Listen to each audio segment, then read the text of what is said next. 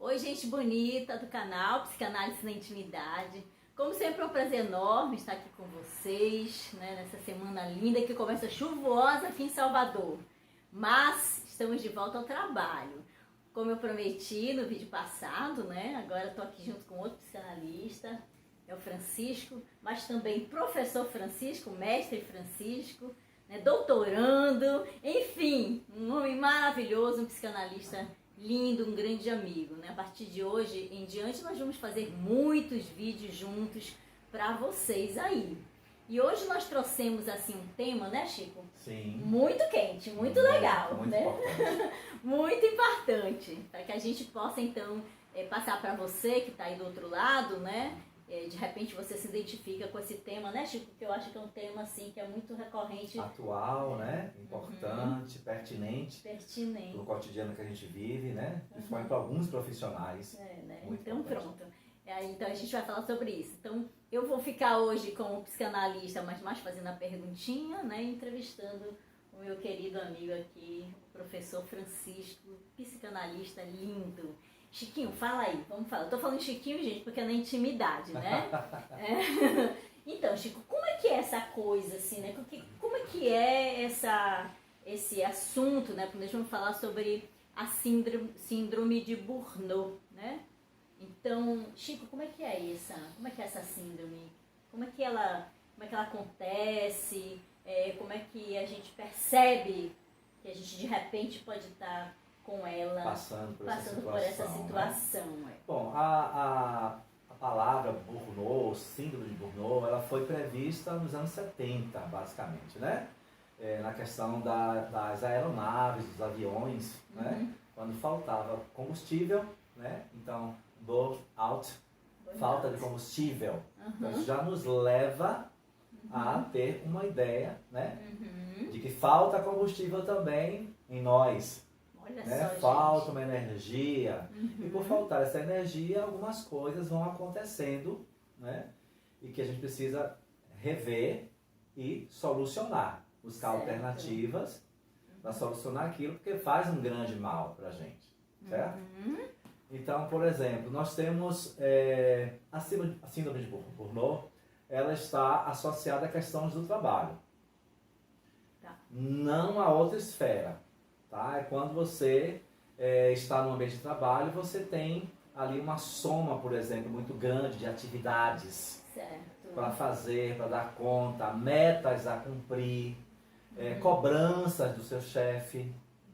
E geralmente essas metas são bem curtinhas, não é? Uma coisa impressionante. Exatamente, não é? mas você tem a pressão naquilo. Verdade. Porque você precisa trabalhar para resolver suas questões, receber o dinheiro, pagar as suas contas, mas tem uma cobrança com aquilo. Então, o professor, né, o médico também passa por isso, o bombeiro. Pilotos, né? Pilotos, aquela situação nas alturas, imagine, né? Sofrendo aquela pressão. Viagens longas, né? O tempo que tem que ser cumprido, né? Vidas nas mãos dele.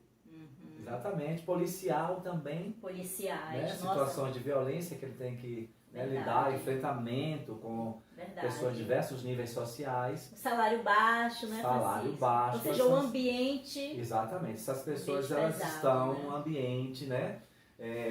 Em que elas podem desenvolver a síndrome de Burnout, certo? Ou seja, o ambiente contribui então bastante para essa patologia, para essa doença então, acontecer, né? Exatamente. São tratamentos injustos naquele trabalho, né?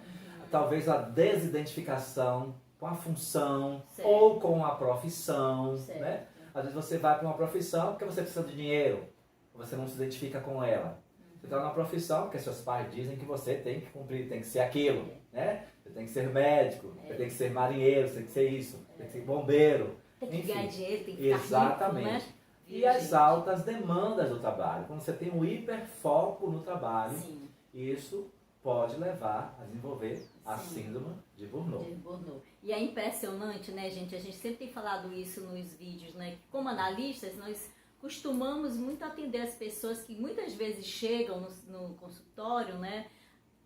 Ou online, como muitos atendimentos têm sido e têm acontecido atualmente, né? A gente vê as pessoas numa pressão muito grande, mas que não abrem mão do dinheiro, né, Chico? Exatamente. É impressionante, a pessoa prefere perder a saúde e, consequentemente, a vida do que abrir mão do dinheiro, ou seja, diminuir um pouco esse dinheiro, né, para que ela possa, então, ter uma vida melhor, O né? bem-estar fica em bem-estar. segundo plano, porque ela precisa comprar, Impressionante. precisa ter as coisas, né?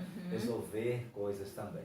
Isso. Ô Chiquinho, e fala aí, como é que é o sintoma? Como é que a pessoa, né, pode perceber que de repente ela está vivendo essa síndrome? Ela começa de uma forma muito sutil, Sim. tá? Você pode vir por um nervosismo aparente naquele ambiente de trabalho, que vai, com certeza, desencadear questões sim. em casa, né, na sua rotina, com a família.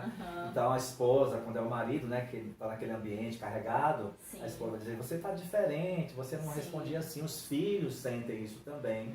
Então, o nervosismo, né? A rispidez nas relações, né? Você tende a ser um pouco mais ríspido, um pouco Sim. mais grosseiro, né? Às vezes vai ao exagero com agressões físicas, né? Quando você não consegue lidar Sim. com aquela situação. situação. Pensamento constante sobre o trabalho, né? Você não deixa de pensar sobre aquilo, está o tempo todo pensando. Sai do trabalho, leva o trabalho para casa. E atualmente isso tem acontecido muito, viu, gente? Não é? Então, antigamente, que eu digo, há 15 anos atrás, a pessoa ia para o trabalho, então o trabalho era de 8 às 5 da tarde. Isso. Agora o trabalho não tem mais hora, né, Chico? Não tem mais horário. 24 horas, gente. Como Eu é que sou que professor, a mente... gente sabe, né? A gente leva planejamento para fazer É em isso, casa, né? Não é a sala de brincadeira, aula não. se estende Exatamente. até a casa, viu, Exatamente. gente? Isso, ó, cuidado, viu? Não deixa isso acontecer com você, não. Então, Sim, Denilza, o humor oscilante, Humor né? oscilante, tá. Uma hora você está assim, outra hora você está assado. Sim. Lapso de memória, quando a situação vai se agravando, você começa a ter esquecimentos, dor de cabeça, né? Porque a coisa sai do mental, vai para o físico. Né? Então, o físico é onde recebe toda aquela carga emocional. Certo. Porque a síndrome de burnout, ela é essencialmente uma doença emocional, vai mexer com a sua emoção, certo? A pressão pode subir, você pode ter pressão alta, né? Sim. Sintomas depressivos, né? Tristeza, às vezes uma tristeza Constante, né? constante, às vezes acentuada, né? Sim. Taquicardia, olha, a lista é muito grande. A gente passaria aqui horas falando, né? horas falando sobre os sintomas. Agora, é muito importante, né, Chico, que a pessoa observe que isso tudo começa a partir de um exame físico. Ou seja, a pessoa primeiro deve procurar um médico para fazer os exames físicos, verificar se está tudo bem com você. Uma vez que passou no exame físico, ou seja, você foi e não tem nada no físico, só pode vir da onde? Do mental, não é? Exato. E relacionado ao trabalho, viu?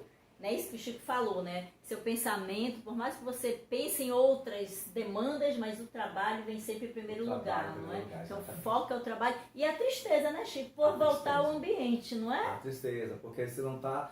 Você precisa daquilo, né? Você tem que retornar no dia anterior, né? Então, eu posso me citar como exemplo, né? Eu sou professor, trabalho no ensino fundamental, já ensinei no ensino superior, então você percebe diferenças entre essas instâncias. Então, para quem trabalha no serviço público, por exemplo, ou estadual, ou municipal, e lida com um número grande de alunos, com salas superlotadas, Sim.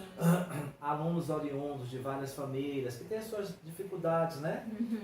Morais, econômicas, Sim, né? sim. Psicológicas. Então, você tem que lidar com essa demanda muito Sim. grande, né? Sim. Então, às vezes você é desrespeitado naquele ambiente, você tem que cumprir a carga horária, né? Você tem um planejamento para fazer, você é fiscalizado de certa forma, né? Ou pela direção da escola, ou pela própria Secretaria de Educação. Então você tem uma demanda muito grande ali.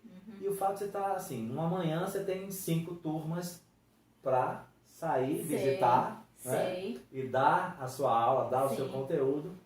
E às vezes você não encontra um ambiente receptivo. Tá? Porque o Paulo Freire dizia que para haver educação, o outro precisa estar querendo. Sim, claro. Então quando você vai, o outro não quer aquilo, está ali, sabe-se lá com as questões, mas não para estudar. Então isso vai acarretando no professor, no profissional, esses sintomas, alguns desses sintomas iniciais. Então eu fui uma vítima do burnout. Então eu ficava muito irritado no trabalho.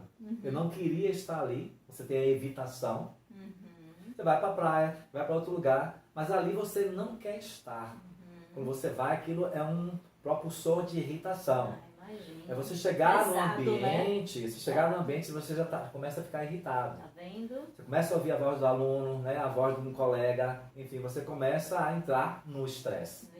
É como aquela panela de pressão que vai, né, o fogo vai processando a quentura, vai aumentando e tá presa ali, você tem que abrir a válvula em algum momento, porque senão você explode. Isso é legal, porque a gente agora vai falar, né? Chico vai falar sobre o que é. Quais são as consequências, Chico? O que isso pode vir a desencadear? Sim. Não é? Olha, a partir dos sintomas, que assim, você tem de 1 a 11 ou 12 consequências. Tá. Geralmente as pesquisas dizem que as pessoas não chegam a todas elas. Tá? Mas a última, digamos, que é internamento hospitalar. Então você já está num processo de esgotamento muito grande, você precisa ir ao médico, certo? Mas não, como eu falei, começa com nervosismo, rispidez, né, dor de cabeça, etc e tal. Quais são as consequências? Uma fobia, por exemplo. Fobia, medo de estar em grupo. Com certeza. Medo de estar naquele lugar. Gente. Agorafobia, né? Que a gente Agorafobia, conhece na psicanálise, né? Agorafobia. A gente vê isso lá no consultório. Isso. Então você pode sair daquele ambiente de repente, por associação, você entrar no ônibus e você vê gente entrar e você começar a ficar irritado, porque você faz associação com aquele ambiente. Sim. Então, você não vai precisar estar naquele ambiente. Você pode estar em outro e o sintoma aparecer. Então a fobia vem. A depressão, né? Se você tiver uma tristeza constante, mais de 2 semanas no processo de tristeza, o DSM-5 já considera que é depressão, não é isso, Denise? Sim, isso mesmo. A culpa que você tem, você sente, né? Por não estar desenvolvendo bem o seu trabalho. Você sente uma culpa muito grande, né? Você tem que voltar. E isso é interessante, né, Chico? Desculpe. Sim. Isso é interessante, porque a pessoa começa a internalizar uma culpa que muitas vezes nem é dela, porque ela não tem controle, ela não tem autonomia, né, sobre o ambiente em que ela própria está, porque muitas vezes, principalmente no Brasil, né, estamos falando aqui, vamos chamar aqui o professor de novo, né, a pauta, né, as escolas, elas, principalmente as públicas, elas têm um ambiente insalubre, né, Francisco? Sim. Esse ambiente insalubre, o professor não tem controle, nem tem autonomia, portanto ele não pode sair desse ambiente. Jamais, ele é obrigado a ficar ali. Condições precárias. Condições precárias. Principalmente se ele for um funcionário público. Se ele está no particular, por exemplo, talvez a situação seja menor, não posso garantir, né? Não, porque aí tem o excesso da carga de trabalho. E tem né? cobrança dos pais sobre o seu trabalho também. Então, é só uma diferença pouca. Né? Então você tem que voltar para aquilo ali. Isso. Né? Então, continuando, você pode ter uma dermatite, né? Algo que aparece na sua pele. E é muito constante, né, Chico? A dermatite, como ela vem à tona como um sintoma constante quando a pessoa tem algo não resolvido. Né? É emocional. É emocional. Então, aparece ali, vê a dermatite, você não sabe o que é ainda. E pode estar associada, né? Aí você vai procurar um dermatologista, né? E vai passar o remédio, não passa, porque você continua no ambiente de trabalho com os mesmos problemas. Viu, gente? Também pode ter a apatia, né? Aquela enrugecimento interno. O embotamento das emoções. Exatamente. Gente. E a apatia é um estágio muito perigoso, porque até clinicamente, quando você vai para um psicanalista ou terapeuta ou qualquer, não precisa ser psicanalista, a gente está falando do nosso lugar de trabalho. A gente está falando do nosso trabalho. Mas você trabalhar um apático é mais complicado, porque a energia dele está muito baixa. Isso. Então você precisa primeiro elevar essa energia dele para encontrar o problema e ir levando essa energia juntamente com os processos terapêuticos. Isso. Entende? Por isso que é importante, né, você que está aí nos assistindo, perceber que você deve ir ao médico, né, Chico? Para que esse médico então possa fazer uma avaliação, fazer o diagnóstico. Possivelmente, se ele é um bom médico, ele vai lhe ajudar com essa prescrição médica, mas ele também vai recomendar um trabalho terapêutico. Porque é na terapia que você realmente vai encontrar que a causa maior de você estar nessa situação é advinda da escolha que você fez, que você é o responsável, não é, Chico? Por você sair daquele ambiente de trabalho. Porque você não sabe né? Você ainda não sabe. Você está ali e vem as consequências daquela situação, a síndrome já está instalada, você não sabe o porquê. Você sente algo estranho, um estranhamento naquele ambiente, você sente as reações, mas o porquê que isso está acontecendo? Isso é importante. Você buscar, né, se descobrir na terapia para que você possa lidar melhor com aquela situação. Ô Chiquinho, e o que uma pessoa pode fazer, assim, de repente, para ela melhorar essa vida? Além, claro, de... Porque nem sempre dá para sair do local de trabalho, né, gente? Sim, não dá, na maioria das vezes não dá para sair. Mas o que a pessoa pode fazer? Tem jeito? Tem. O que eu vou falar serve tanto a nível de precauções, quanto a nível de quem está passando já pela síndrome instalada, certo?